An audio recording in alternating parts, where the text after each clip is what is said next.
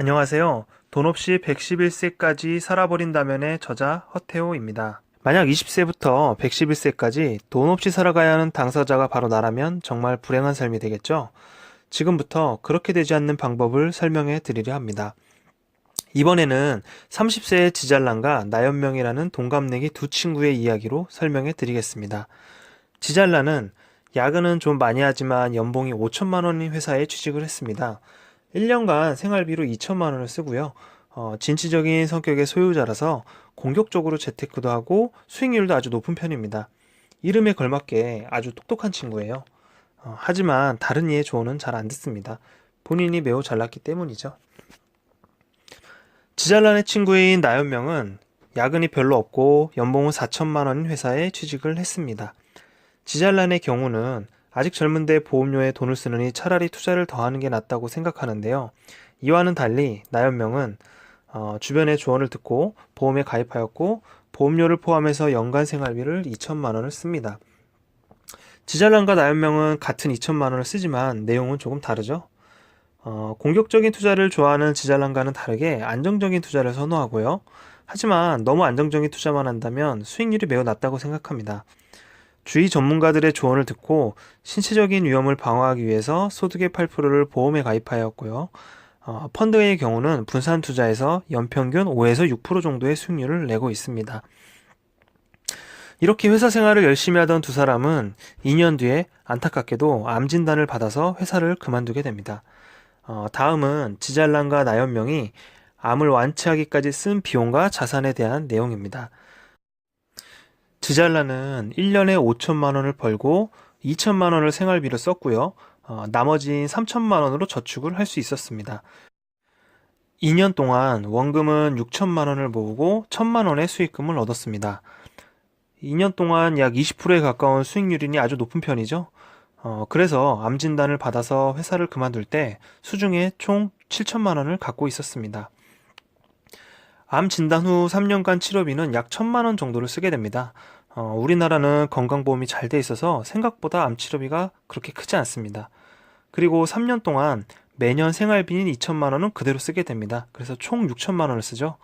암에 걸려서 회사를 그만두게 된다고 해도 생활비는 계속 필요하기 때문입니다. 치료가 잘 되어서 35살이 된 지잘난은 완치가 되었습니다.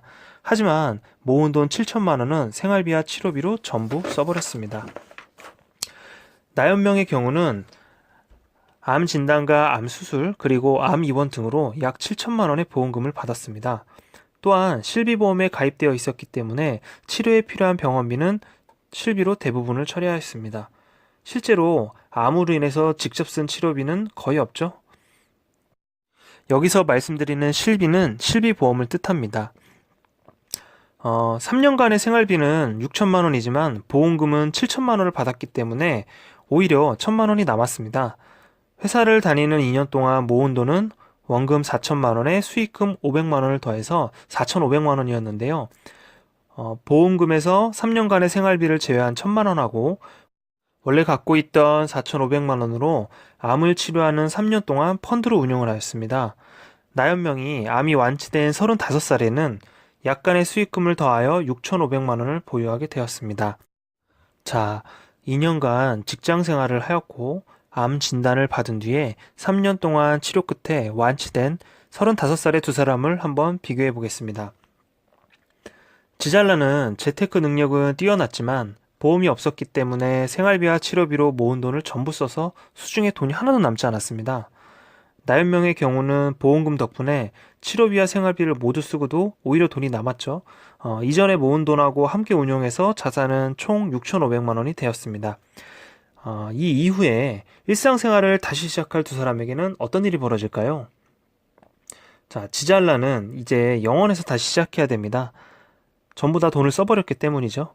하지만 건강한 몸이 아니기 때문에 이전처럼 야근까지 하며 자산을 모으기는 좀 어렵습니다. 완치되었다고는 하나 야근까지 하면서 무리할 수 있는 몸 상태는 아니겠죠? 나연명의 경우는 갖고 있는 6,500만 원으로 대출을 좀 받아서 빌라를 매입하였고 월세를 받기 시작합니다. 대출 이자를 제외하고 매월 30만 원의 월세를 받으니 야근도 없고 소득은 좀 적더라도 편하게 일할 수 있는 직장에 취직을 합니다. 만약 향후에 이 부동산이 상승한다면 매매 차익도 기대해 볼 수 있겠죠. 둘레에는 좀 극단적이지만 주위에서 접할 수 있는 사례이기도 합니다. 나에게 일어나지 않는다고 장담할 수 있겠습니까? 보험은 뒤로 미룬 채 저축만 하거나 투자부터 시작하려는 사회초년생들은 반드시 이 이야기를 명심해야 합니다. 보험은 우리가 갖고 있는 자산을 지켜주기 위한 가장 기초공사에 해당합니다. 금융은 기초공사가 50년을 좌우하죠.